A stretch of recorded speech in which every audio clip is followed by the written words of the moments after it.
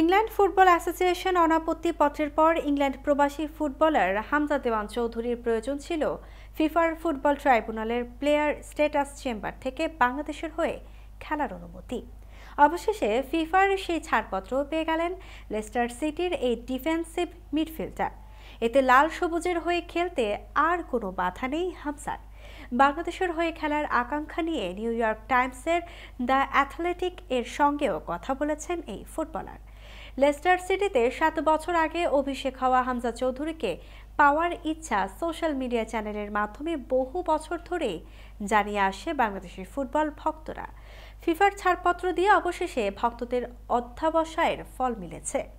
আর বাংলাদেশের হয়ে খেলার ইচ্ছা পূরণ বলে জানিয়েছেন এই তারকা ফুটবলার।